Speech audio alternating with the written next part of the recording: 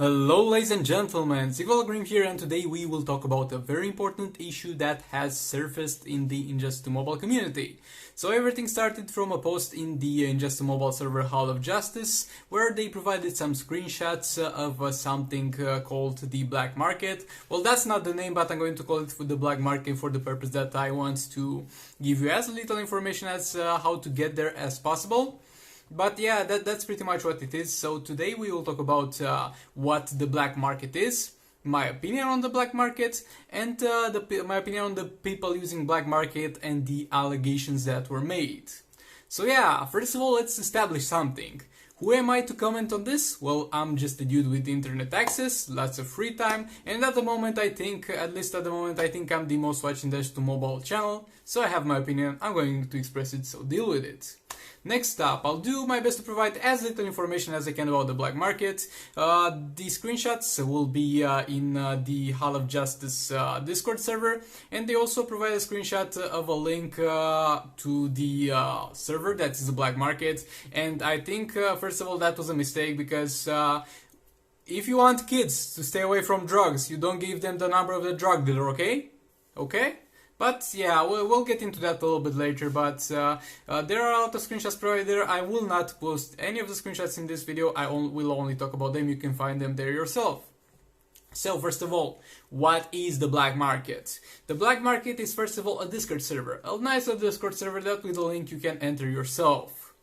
Next up, what do they do? Well, they first of all, the main service that they do provide is they unlock characters for you, through hacking of course, for a sum of money. And I'm going to give you a brief summary of how this works. Yet again, all the information I have is from the screenshots that were provided on Hall of Justice.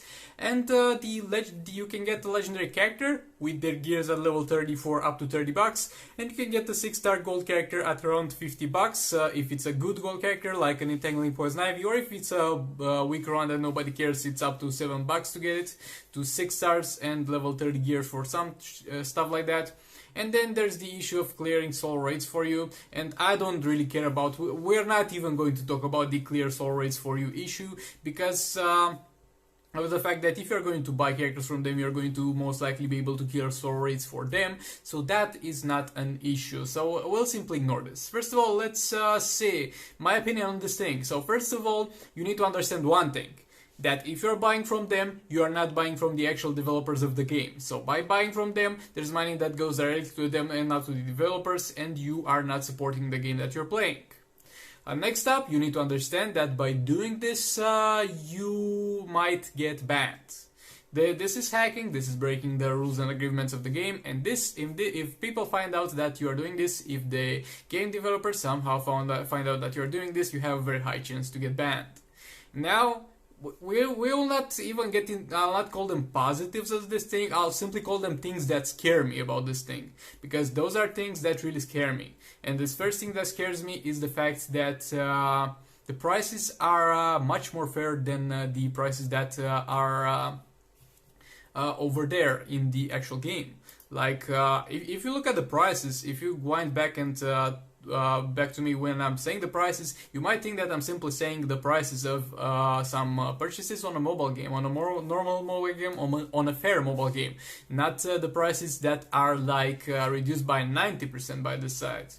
And that scares me a lot, because this brings a very interesting issue with the actual prices on the offer store in Injustice 2 Mobile. And the fun fact is that if you're using the black market, of course you risk to get banned. But you know what also risks a ban? Buying special offers from the game, because there's still that bug around where you might get your account randomly banned if you buy a special offer. So this is NetherRealms shooting themselves in the foot. And now, who has the fault for this? Well, let's give you a little bit of an example to be able to further exemplify things and put things into perspective. So let's see. We have the issue of tax evasion, unrelated to the game, in real life. We have the issue of tax evasion. So a state is doing well if they are managing where their taxes. The higher the tax collection rate it is, the more the state prospers. Then who is at fault if the tax collection is low? Well, of course you could blame the large majority of people for not paying their taxes, but If you do this, it helps with nothing to find a solution. Like hoping to get the massive responsible is at this point a fool's plan. The actual way is to put the fault on the state, because it's their fault, because they are unable to enforce their own rules. And same goes over here. Every party in this whole issue has a fault, but the biggest fault is the fault of NetherRealms, because their game is very easy to get exploited and broken into, and secondly is going to be the unfair prices that you have over there, the prices are so unfair to the point where I know people that have been playing the game for 3 years since it got released, have spent a total of 1,000 or higher than 1,000 bucks on the game. They have been playing the game correctly. Don't think that they have blown their gems on random chests, and at this point they still don't have all the legendary character. And I'm not saying that the black market is good. I'm saying that the problem that created the need of black market being a thing should not have existed in the first place. The black market is just a result of a problem that happens within the game. It's not. I'm not going to call it something that solves the issue, but it's something that was birthed from the issue of the price in the game. And yeah, let's talk a little bit about the differences between buying from the paid offers or from the black market. So, if someone came to you and told you that for $60 you can get a 6-star legendary character with all the level 30 gears and support the developers, while you also have the option of paying half the price, $30, to get the exact same thing, and you choose to pay the $30 and another $60 to support the game that you're playing, I would say that you are a degenerate and you need to get out of here. But that is not the case over here, ladies and gentlemen, because the actual situation goes on like this. I have the option to pay $300 for 6-star legendary characters. On top of that, $20 to also get their gears, or I have the options to pay $30 for everything. Well, try to put this on paper, and this does not sound so bad when you think about it, because of the fact that in the first place the price is so unfair. And don't get me wrong, there are people who buy their legendary characters from the offer store. They pay up to $300. And it's okay, because they can afford it. They have a lot of money, $300 means nothing to them, and there's absolutely no problem with that. But for some people, $300 might be their whole monthly income, depending on where they're living. And this is not a fair thing if you put things into perspective. Next up, let's go into the issue of the allegations and name calling. First of all, let's get something straight. It's 100% up to you how you handle the situation, and you have a 100% right to say whatever you want. And at the same time, I have every right to judge whatever you say. God bless freedom of speech. Next up, first of all, should there have been brought light on the problem? Yeah, why not? Why not bring light on this problem? I totally agree with this problem being discussed. Next up, should you have posted a screenshot with a link to the server where the hackers are? No! As I have said previously, if you don't want kids to buy weed, you don't give them the number of the weed dealer. Next up, there was a screenshot that was taken in terms of the server. That is the actual server that is the black market, where there were people and there was something like a customer role, and there were some pretty big names in the Ingest2Mobile under that customer role. I'm of course not going to say them because I have no reason to. And this has two problems. The first problem is the problem of the proof. You posted and called out some people based on a screenshot that you got their names on the Discord server under their customer name. Do you know how Discord works? Do you know that anybody can get any nickname they desire on a server? Do you know the fact that you can put any profile picture on Discord? So yeah, what can I do now? I'm going to I could make a Discord server. I'm going to rename the account that is over there to Alter Gaming. I'm going to put Alter Gaming into a bracket that says hacker, screenshot it, and bam, we have the proof Alter Gaming is a hacker. No, it does not work like that, and the fact that you got that you got a screenshot with their names over there, it does not necessarily mean that they did it. It's not proof enough to call them out. They might as well have done it, but if it gets proven in the future that they have done it, it still does not change the fact that you should have called them out. You should not have called them out with this little of an evidence. Next up, the question is, where do we actually draw the line over here?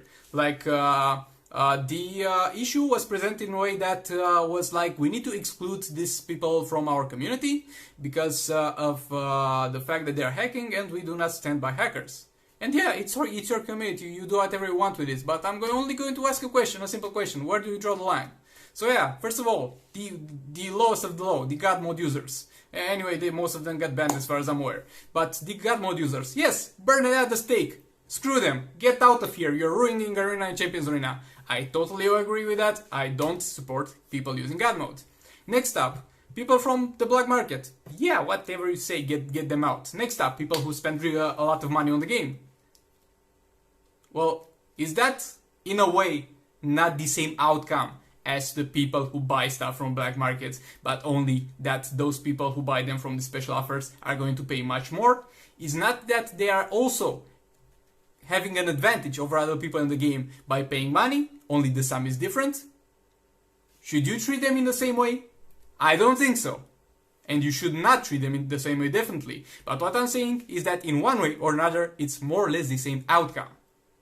Next up, yeah, do whatever you want with the people that spend a lot of money in the game, not concerned about that. Next up, people who use the gem glitch. Like, I could name a few big names that have used gem glitch in the past, but that's irrelevant at this point. Do we get all the people that use gem glitch when gem glitch was a thing? Do we get all of them out? Okay, get them out. Next up, people who used the credits glitch. Like, if you know, 1 year ago, there was a bug where you would cancel the founding of the raid, and that way you would kind of do a glitch and receive money. Don't worry about it, the hack is not available anymore, but if you want, you can search it on YouTube because there are a lot of videos made on it. Even HTC, I think, made a video on it, explaining how it works, and at the point where it's on YouTube, you can assume already that 40% of the community did it. They fucking slammed that. They slammed that founding and canceling. They were swimming in credits. What do? Exclude them as well? Well, who are you left at that point with? You see my point? Where do we draw the line? And this is a question that I'm not going to answer myself. It's up to everybody to answer. So yeah, what are the conclusions of this video? First of all, the black market, as I see it, is in no way a viable option, and I do not support it. What it is and how I see it, it's a wake-up call to NetherRealms to fix their goddamn game and make the prices better. And in my opinion, just in my humble opinion, do whatever you want, but if it was up to me, I wouldn't call people out with such little proof. And even if it's found out in the future that this call out and this allegation was right, it was still not okay to make it with as little of a proof. And in conclusion, think whatever you want. Like, all I'm doing here is expressing my opinion, and make sure you're doing the same, and make sure you have your own. This was everything for this video, and I'll see you in the next one.